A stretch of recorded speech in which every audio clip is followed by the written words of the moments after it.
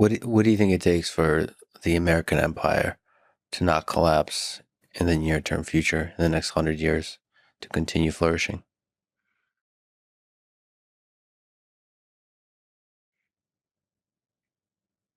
Well, the single biggest thing that is often actually not mentioned in history books, but Durant does mention it, is the birth rate. So, like a perhaps to some a counterintuitive thing happens when civilizations become uh, are winning for too long. That they've been they the birth rate declines. It can often decline quite rapidly. We're seeing that throughout the world today. Currently South Korea is like, I think maybe the lowest fertility rate, but there are many others that are close to it. It's like zero point 0.8, I think. If the birth rate doesn't decline further, South Korea will lose roughly 60% of its population. And but every year that birth rate is dropping. And this is true through most of the world. I don't mean to single out South Korea. It's been happening throughout the world. So as soon as any given civilization reaches a level of prosperity, the birth rate drops. And now you can go and look at the same thing happening in ancient Rome. So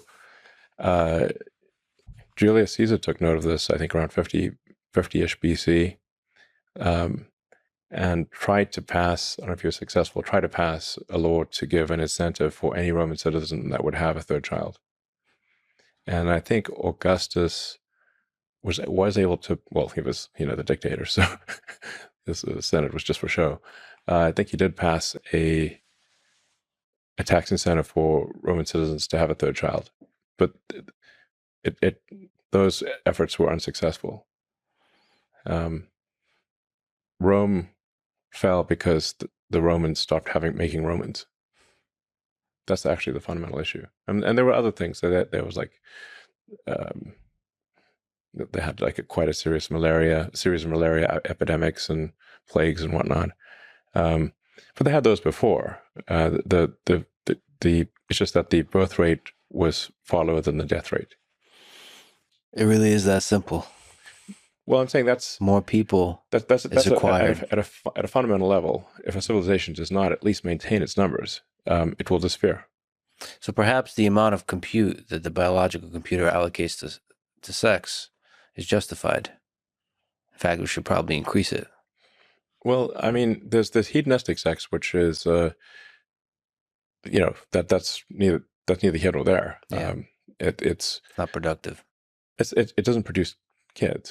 Well, what matters. I mean, Durant makes this very clear because he's looked at one civilization after another, and they all went through the same cycle. When the civilization was under stress, the birth rate was high. But as soon as there were no external enemies, or they had a extended period of prosperity, the birth rate inevitably dropped every time. I don't believe there's a single exception. So that's like the foundation of it. You need to have people. Yeah.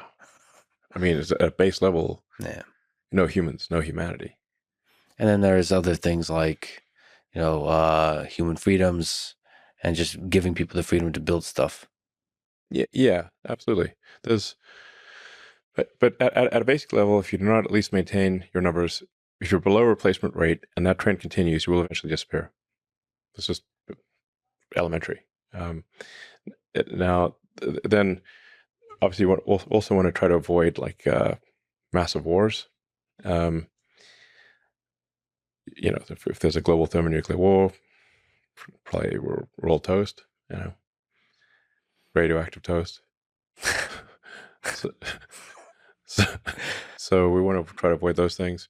Then there are there's a thing that happens over time with any given civilization, which is that the laws and regulations accumulate, and if there's not some forcing function like a war to clean up the accumulation of laws and regulations, eventually everything becomes legal, and that's like the hardening of the arteries. Or a way to think of it is like being tied down by a million little strings like Gulliver. You can't move. And it's not like any one of those strings is the issue. You got a million of them. So there has to be a sort of a garbage collection for laws and regulations, so that you don't keep accumulating laws and regulations to the point where you can't do anything. This is why we can't build high-speed rail in America. It's illegal. That's the issue. It's illegal 6 ways to Sunday to build high-speed rail in America. I wish you could just, like, for a week go into Washington and, like, be the head of the committee for making, what is it, for the garbage collection, making government smaller, like removing stuff. I have discussed with Trump the idea of a government efficiency commission. Nice.